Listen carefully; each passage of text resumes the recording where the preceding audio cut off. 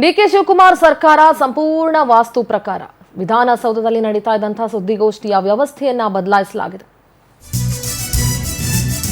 ಸಂಪೂರ್ಣ ವಾಸ್ತು ಪ್ರಕಾರವಾಗಿ ಡಿಕೆ ಶಿವಕುಮಾರ್ ಸರ್ಕಾರ ನಡೀತಾ ಇದೆ. ವಿಧಾನಸೌಧದಲ್ಲಿ ಇಷ್ಟು ವರ್ಷಗಳಿಂದ ನಡೀತಾ ಇದ್ದಂತಹ ಸುದ್ದಿಗೋಷ್ಠಿಯ ವ್ಯವಸ್ಥೆಯನ್ನ ಬದಲಾಯಿಸಲಾಗಿದೆ. ಸಿಎಂ ಸೂಚನೆ ಕೊಟ್ಟಿದ್ದಾರೆ. ಉತ್ತರಕ್ಕೆ ಮುಖ ಮಾಡಿ ಸುದ್ದಿಗೋಷ್ಠಿಗೆ ವ್ಯವಸ್ಥೆಯನ್ನ ಮಾಡಲಾಗಿತ್ತು. ನಾರ್ತ್ ಫೇಸಿಂಗ್ ನಿನ್ನೆಯೇ ವಿಧಾನಸಭೆ ಅಧಿಕಾರಿಗಳಿಗೆ ಡೈರೆಕ್ಷನ್ ಕೊಟ್ಟಿದ್ರು ಡಿಕೆ ಶಿವಕುಮಾರ್. ಪ್ರೆಸ್ ಮೀಟ್ ಸಂದರ್ಭದಲ್ಲಿ ಸಿಎಂ ಹಿಂದೆ ಆಸನಗಳನ್ನು ಕೂಡ ಹಾಕಿರಲಿಲ್ಲ. ನನ್ನ ಹಿಂದೆ ಯಾರು ಕೂತ್ಕೊಳ್ಬಾರದು ಅಂತ ಸಿಎಂ ಹೇಳಿದ್ರು. ಜ್ಯೋತಿಷಿಗಳ ಸಲಹೆಯಂತೆ ವ್ಯವಸ್ಥೆ ಮಾಡಿ ಅಂತ ಹೇಳಿ ಅಧಿಕಾರಿಗಳಿಗೆ ಸೂಚನೆ ಕೊಟ್ಟಿದ್ರು. ಹಿಂದಿನ ಪದ್ಧತಿಗೆ ಬ್ರೇಕ್ ಹಾಕಿ ಅಧಿಕಾರಿಗಳಿಂದ ಹೊಸ ವ್ಯವಸ್ಥೆಯನ್ನ ಮಾಡಲಾಗಿತ್ತು. ಪದಗ್ರಹಣದ ಬಳಿಕ ಉತ್ತರ ದ್ವಾರದ ಮೂಲಕ ಪ್ರವೇಶ ಮಾಡಿದ್ರು. ನಿನ್ನೆ ವಿಧಾನಸೌಧಕ್ಕೆ ಉತ್ತರ ಬಾಗಿಲಿನ ಮೂಲಕ ಡಿಕೆ ಶಿವಕುಮಾರ್ ಎಂಟ್ರಿ ಕೊಟ್ಟಿದ್ರು. ಇವತ್ತು ಸಭೆಯನ್ನು ಕೂಡ ಉತ್ತರ ದಿಕ್ಕಿನಲ್ಲೇ ಮಾಡಿದ್ದಾರೆ ವಿಧಾನಸೌಧದ ಒಳಗಡೆ. ಇನ್ನು ಅವರ ಕ್ಯಾಬಿನ್ ಒಳಗೂ ಮುಖ್ಯಮಂತ್ರಿಗಳ ಕಚೇರಿಯ ಒಳಗೂ ಕೂಡ ಎಲ್ಲವನ್ನ ವಾಸ್ತು ಪ್ರಕಾರವಾಗಿ ಬದಲಾಯಿಸಲಾಗಿದೆ. ಸೀಟಿಂಗ್ ಅರೇಂಜ್ಮೆಂಟ್ಸ್ ಇದೆಯಲ್ಲ, ಎಲ್ಲವನ್ನ ಆಸ್ ಪರ್ ದ ವಾಸ್ತು ಬದಲಾಯಿಸಲಾಗಿದೆ. ದೇವರನ್ನ ನಂಬೋದು ಮಾತ್ರ ಅಲ್ಲ, ವಾಸ್ತುನಲ್ಲೂ ಕೂಡ ಡಿಕೆ ಶಿವಕುಮಾರ್ ಬಹಳಷ್ಟು ನಂಬಿಕೆಯನ್ನ ಇಟ್ಕೊಂಡಿದ್ದಾರೆ. ಸೊ ಅವರ ಜ್ಯೋತಿಷಿಗಳು ಏನೆಲ್ಲ ಸಲಹೆ ಕೊಟ್ಟಿದ್ದಾರೋ ಅದರಂತೆ ಡಿಕೆ ಶಿವಕುಮಾರ್ ವಾಸ್ತು ಪ್ರಕಾರ ತಮ್ಮ ಸರ್ಕಾರವನ್ನ ನಡೆಸೋದಕ್ಕೆ ಮುಂದಾಗಿದ್ದಾರೆ. ಒಂದು ಪ್ರಶ್ನೆ ಇಲ್ಲಿ, ಕೂರೋದಕ್ಕೆ ಮಾತಾಡೋದಕ್ಕೆ ಎಲ್ಲದಕ್ಕೂ ವಾಸ್ತು ಇದೆ. ಹಾಗಾದ್ರೆ ಅಭಿವೃದ್ಧಿಗೆ ಯಾವ ವಾಸ್ತು? ಅಭಿವೃದ್ಧಿಯನ್ನ ಯಾವ ಜ್ಯೋತಿಷಿಯನ್ನ ಕೇಳಿ ಹೇಳ್ತೀರಿ? ಪೊಲಿಟಿಕಲ್ ಬ್ಯೂರೋ ಹೆಡ್ ರಾಘವೇಂದ್ರ ನೇರ ಸಂಪರ್ಕದಲ್ಲಿ ಜಾಯ್ನ್ ಆಗ್ತಾ ಇದ್ದಾರೆ. ರಾಘವೇಂದ್ರ, ಡಿಕೆ ಶಿವಕುಮಾರ್ ಅವರ ಸರ್ಕಾರ ಸಂಪೂರ್ಣ ವಾಸ್ತು ಪ್ರಕಾರ ಸರ್ಕಾರ ಅನ್ನೋದು ಬಹಳ ಸ್ಪಷ್ಟವಾಗಿ ಗೊತ್ತಾಗ್ತಾ ಇದೆ. ನನ್ನ ಧ್ವನಿ ಕೇಳಿಸ್ತಾ ಇದೆಯಾ Raghavendra? Raghavendra, are you audible? ಸಂಪರ್ಕಕ್ಕೆ ತೆಗೆದುಕೊಳ್ತೀನಿ.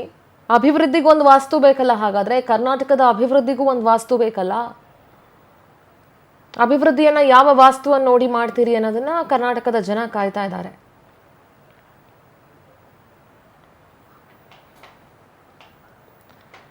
Political bureau head Raghavendra join ಆಗ್ತಾ ಇದ್ದಾರೆ ಲೈವ್ ನಲ್ಲಿ.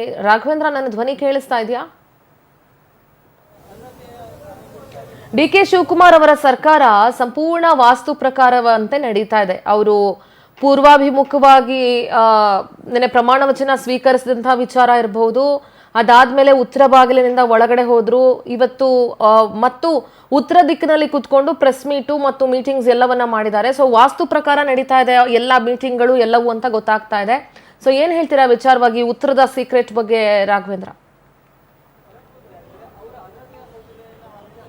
ಸಿಂಧೂರ, ಒಂದು ಪ್ರಮುಖವಾಗಿರ್ತಕ್ಕಂಥ ವಿಚಾರ, ಡಿಕೆ ಶಿವಕುಮಾರ್ ಅವರು ನಿನ್ನೆ ಸುದ್ದಿಗೋಷ್ಠಿಯನ್ನ ಮಾಡುವಾಗಲೇ ಖಚಿತಪಡಿಸಿರ್ತಕ್ಕಂಥದ್ದು, ನಾನು ಯಾವತ್ತೂ ಸಹ ಉತ್ತರ ದಿಕ್ಕಿಗೆ ಕೂತೇನೆ ಸುದ್ದಿಗೋಷ್ಠಿಯನ್ನ ಮಾಡೋದು, ಇದು ನನ್ನ ಆಚಾರ ವಿಚಾರದಲ್ಲಿ ಒಂದು ಸ್ಪಷ್ಟನೆಯನ್ನ ಕೊಟ್ಟಿರ್ತಕ್ಕಂಥದ್ದು. ಇವತ್ತು ಸಹ ಅವರು ಉತ್ತರ ದಿಕ್ಕಿಗೆ ಕೂತೇನೆ ಒಂದು ಸುದ್ದಿಗೋಷ್ಠಿಯನ್ನ ನಡೆಸಿರ್ತಕ್ಕಂಥದ್ದು. ಯಾಕಂದ್ರೆ ಡಿಕೆ ಶಿವಕುಮಾರ್ ಅವರು ಸಿಎಂ ಆಗೋದಕ್ಕಿಂತ ಮುಂಚೆ, ಸಿಎಂ ಆದ್ಮೇಲೂ ಸಹ ತಮ್ಮ ಆಚಾರ ವಿಚಾರಗಳನ್ನ ಪಾಲನೆ ಮಾಡ್ಕೊಂಡು ಬರ್ತಾ ಇರ್ತಕ್ಕಂಥದ್ದು. ಯಾಕಂದ್ರೆ ಅವ್ರು ನೋಡಬಹುದು, ಸಿಎಂ ಆಗೋದಕ್ಕಿಂತ ಮುಂಚೆ ಸಾಕಷ್ಟು ಪೂಜೆ ಪುನಸ್ಕಾರಗಳನ್ನ ಸಹ ಮಾಡ್ತಾ ಇದ್ರು.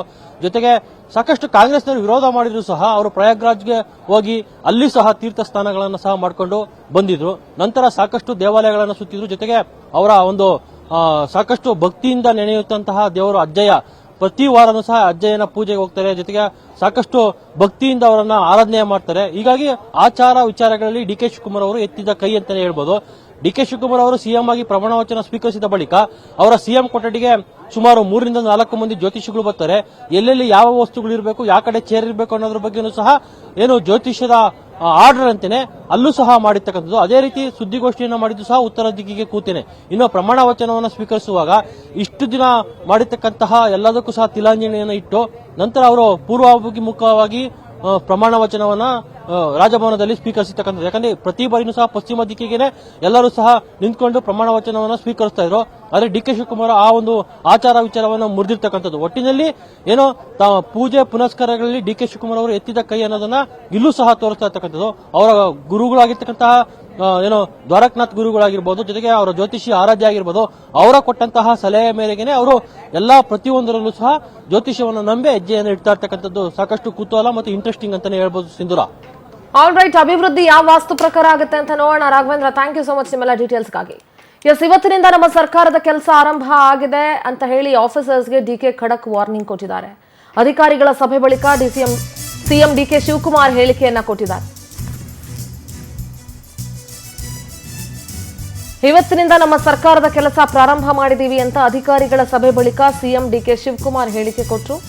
ನಿನ್ನೆ ಅಧಿಕಾರ ವಹಿಸಿಕೊಂಡು ಕೆಲವು ತೀರ್ಮಾನವನ್ನ ಮಾಡಿದ್ದೇವೆ. ಹೊಸ ಸರ್ಕಾರ ಯಾವ ದಿಕ್ಕಿನಲ್ಲಿದೆ ಅನ್ನುವಂತಹ ಸಂದೇಶ ಕೊಟ್ಟಿದ್ದೇನೆ. ನಮ್ಮ ಸರ್ಕಾರದಲ್ಲಿ ಯಾವುದೇ ಜಾತಿ ಧರ್ಮ ಇರೋದಿಲ್ಲ, ಎಲ್ಲವೂ ಕೂಡ ಟ್ರಾನ್ಸ್ಪರೆಂಟ್ ಆಗಿ ಸಂಪೂರ್ಣ ಪಾರದರ್ಶಕ ಆಡಳಿತ ನಿರ್ವಹಣೆ ಮಾಡ್ತೀವಿ ಅಂತ ಸಿಎಂ ಡಿಕೆಶಿ ಹೇಳಿದ್ರು.